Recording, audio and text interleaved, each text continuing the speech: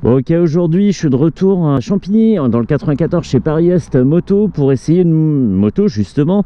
C'est bien, ça veut dire qu'on est au bon endroit, bravo. La Multistrada V2S, on va d'abord la découvrir en chiffres comme d'habitude. On va aller d'avant en arrière parce que pour moi c'est plus facile. À l'avant, une roue de 19 pouces avec deux disques de 320 mm pincés par des étriers radio Brembo 4 pistons.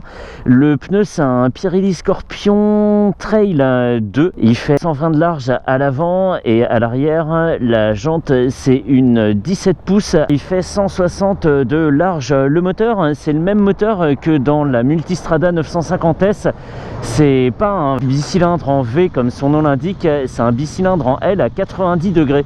Il développe 113 chevaux à 9000 tours minute et le couple est dispo à 6750 tours minute. Et ça c'est une X Diavel avec les pieds en avant. Le couple est dispo à 6750 tours minute. J'ai un petit doute sur cette donnée parce que sur le site du constructeur on trouve 6750 et sur les fiches techniques sur internet on trouve 7750 qui correspondrait à la dispo du couple sur la 950S. Bref, on a 20 litres de réservoir plutôt bien caché avec cette forme assez étudiée. On dirait pas qu'il y a autant de contenance. La selle est à 810 mm parce qu'ici elle est en position basse, on le voit, il y a un petit écart ici. En position normale elle est à 830 et en position haute elle est à 850. Pour rappel, sur la 950S la selle était à 840 mm de haut, donc ça rend la moto dans sa version de base plus accessible que la version d'avant. Parfait, on continue. À l'arrière on a un disque de 265 mm pincé par un étrier Brembo 2 pistons. Il est ici et une transmission finale par chaîne avec une boîte 6 et le shifter est en série. C'est tout, c'est pas mal, 113 chevaux, 9000 tours, ça n'a pas changé. Et je vais commencer en mode sport. Ok, c'est bien, on va pas attendre que l'animation se termine, c'est parfait. On va d'abord regarder mes pieds, deux bonnes pointes par terre. Je pourrais quasiment toucher les deux pieds par terre. Il s'en faut de peu. Mon 1m73 n'est pas suffisant aujourd'hui.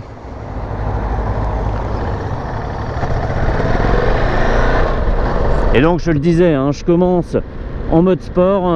Je veux voir la moto dans sa version la plus énervée. Voir si on peut rester en mode sport tous les jours ou si on doit passer du mode touring au mode sport suivant qu'on se trouve en ville ou sur route plus rapide. Ça va, sur le couple ça vibre un petit peu, mais sinon ça va, ça se manie super bien. D'un regard elle vire super bien. J'avais pas fait la 950S ou alors ma mémoire me fait défaut, mais il me semble pas. Moi j'avais fait la Multistrada V4S et la 1260 avant, et là je suis assez content de rouler sur la petite Multistrada. Petite, elle fait quand même 222 kg. Elle a perdu 5 kg sur la balance. Il y a une perte de poids de 1,5 kg à peu près sur les jantes et 2 kg sur le moteur, plus un allègement des plaquettes de frein notamment. Ça m'a fait rire quand j'ai lu ça parce que c'est aller chercher des grammes où ils se trouvent et c'est un drôle d'effort de la part de Ducat, quoi. Bon, ils se sont dit allez, on pousse un peu sur les plaquettes, on va gagner quelques grammes pour la faire plus légère de 5 kg, donc 222 kg tout plein fait. Et après je crois que j'ai fini, la fiche technique est finie. C'est chouette, Elle se manie bien, par contre elle donne envie d'aller vite. Alors quoi, il y a des travaux? Ok.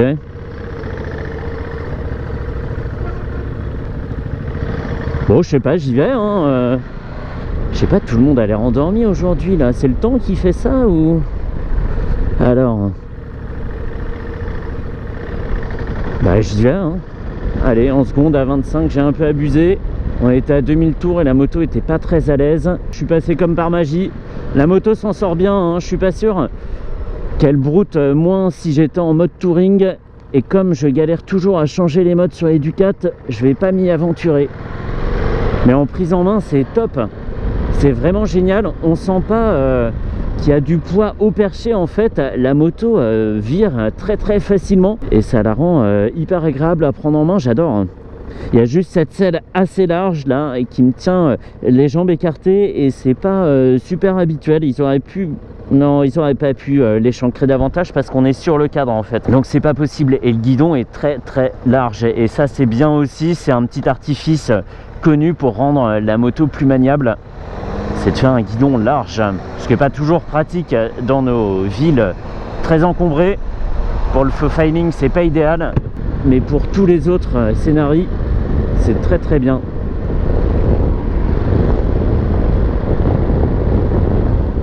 Tant que j'y pense, on va parler prix de cette machine.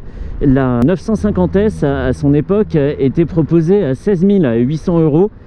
Jusqu'en 2022, cette Multistrada V2 était proposée à 17 500 €. Donc elle avait déjà pris 700 €. Et là, en 2023, on a une augmentation de 300 €, ce qui l'amène à 17 800 €. Et augmenter les prix comme ça, c'est bien, mais il faut aussi que les prestations suivent et on arrive à un petit point à mon avis où le prix s'il augmente de nouveau sera plus justifié. Là on est à la limite parce qu'on est quand même pas sur un trail haut de gamme et haute performance, 113 chevaux, c'est à peu près ce que possède la Tracer 9 GT et pour un prix bien moindre que celui-ci, 17 800 €. Il faut le considérer, faut le considérer. Et puisqu'on parle le prix, on va voir tout de suite les tarifs d'assurance avec mon partenaire FMA Assurance pour cette Ducati Multistrada V2S sur un an au mois et avec un bonus 50 qui n'est pas mon cas. On va regarder ça tout de suite.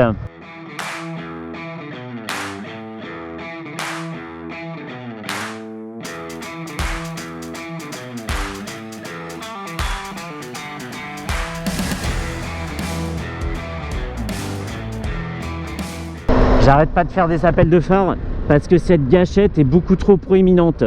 Donc dès que je bouge la main sur la poignée de gauche, je fais un appel de phare, je passe pour un motard énervé du coup.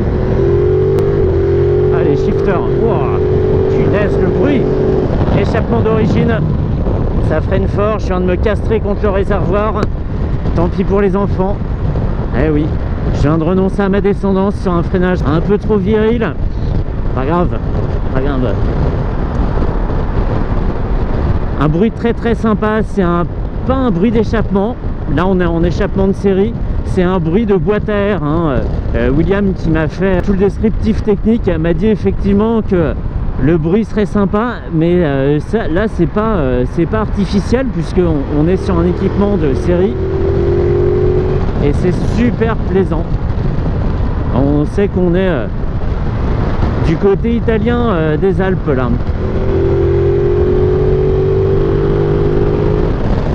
Et la moto s'affole pas, on a une vitesse largement répréhensible et la moto est dans les 5-6 000 tours.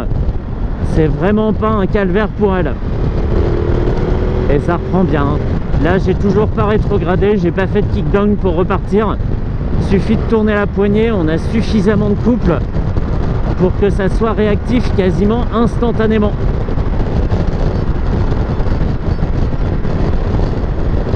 Et la bulle, merci, beaucoup mieux. Beaucoup mieux, je pense que ça s'entend même dans le micro. Là on a la bulle haute, là on a la bulle basse. Les turbulences sont pas dingues parce que ça me chahute pas la tête non plus. Par contre, d'un point de vue sonore, c'est pas très agréable et je suis obligé de hausser le ton.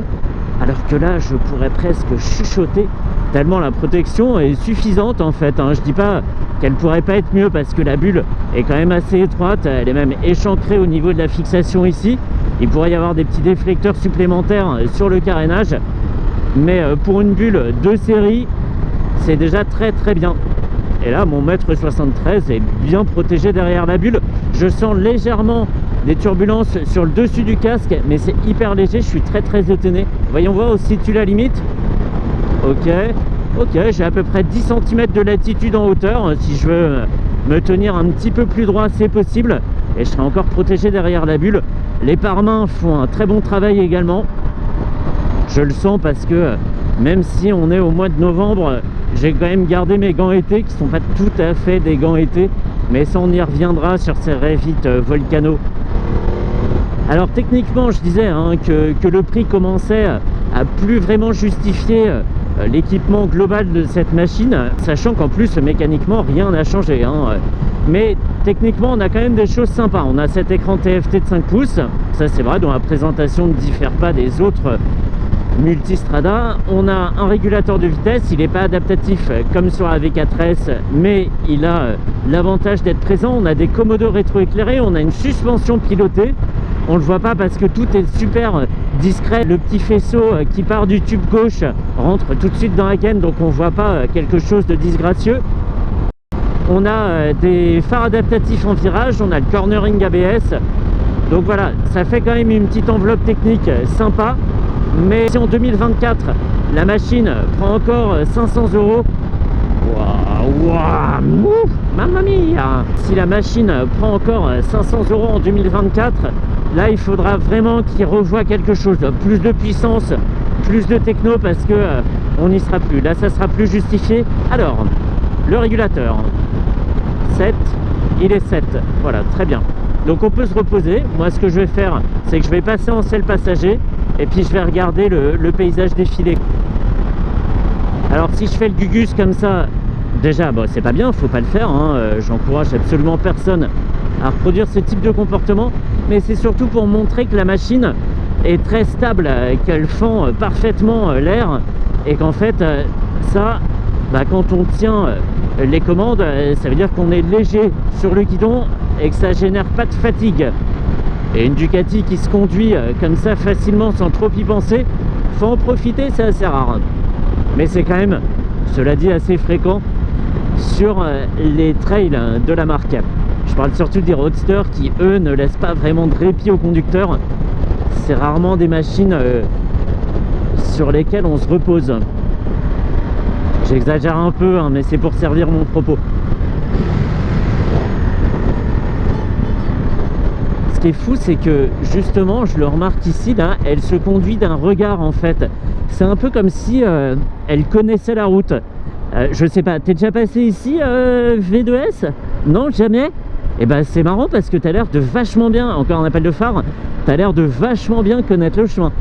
Tout ça pour dire que c'est une moto très intuitive à conduire, c'est hyper facile, tout se fait naturellement. Je parlais du guidon large, mais c'est plus global que ça. C'est une machine qui se conduit à l'instinct.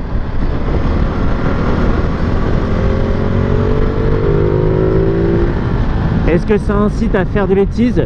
Oui, un peu, oui. Il y a ce naturel, oh, il y a la police devant. Il y a ce naturel qui dit vas-y, t'es en sécurité, regarde ce que tu peux faire, tu peux rouler peut-être un petit peu plus fort, passer un peu plus vite en courbe, etc. Et il y a cette position trail qui dit tout le contraire, qui incite plutôt au repos et à la tranquillité. C'est marrant, un petit paradoxe cette moto. Et même si c'est une 950 et pas la grosse V4S, on a un gabarit quand même assez balèze, hein. Heureusement justement qu'elle se prend en main facilement, parce qu'elle pourrait impressionner cette machine de par sa hauteur déjà, et toute cette largeur, même si ça doit être du vent. Est-ce qu'on peut glisser la main? Non, non, je ne peux pas. Je sais pas où s'arrête vraiment le réservoir, je doute que ça aille dans les cornes ici. On a une machine balèze, valorisante au regard, et c'est bien aussi. Elle fonctionne tranquillement, il n'y a vraiment qu'à bas régime qu'elle se fait un petit peu remarquer, ça a tendance à cogner. Là ça se passe super bien, hein. J'ai pas l'impression de la conduire en fait, c'est pas un effort, je cherche pas mon cap. Là j'ai pas vraiment bougé du milieu de la voie, j'étais un peu déconcentré par la voiture de police, mais c'est...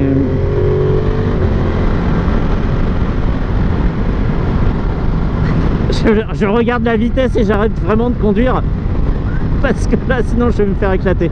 110, on va mettre le régulateur à 103, 106, 108, 110 tout pile, et comme ça je ne me concentre que sur la conduite, dit-il en lâchant les mains devant les flics. Ce jeune homme est vraiment pas sain d'esprit. C'est normal, il conduit une italienne, il a perdu la raison.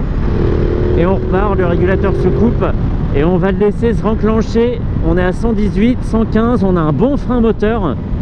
Et là, on est à nouveau à 110, nickel. Même si on a un bicylindre, la cylindrée est suffisamment importante pour avoir un frein moteur sympathique.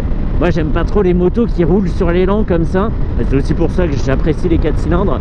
C'est toujours sympa de ne pas avoir à trop freiner quand on coupe le gaz, de ne pas avoir une moto qui reste comme ça à des allures J'allais dire des allures folles, mais on n'est pas obligé de rouler vite non plus. Voilà, moi j'aime bien le bon frein moteur et cette machine en a un tout à fait correct.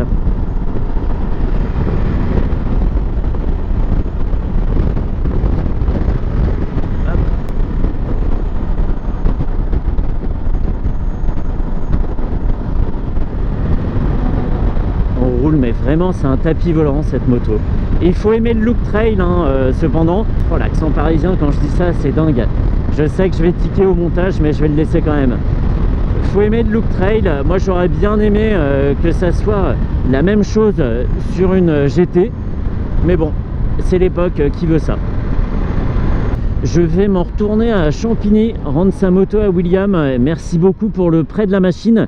Et le miracle du jour, c'est que j'ai réussi à passer avant la pluie qu'on voit se profiler vers l'ouest. Le suspect file vers l'ouest. Ouais, j'ai trop regardé de séries américaines, il y a un problème. Et voilà. Hop. Le neutre, la béquille, facile à mettre. C'est une moto qui se penche pas trop, donc c'est facile.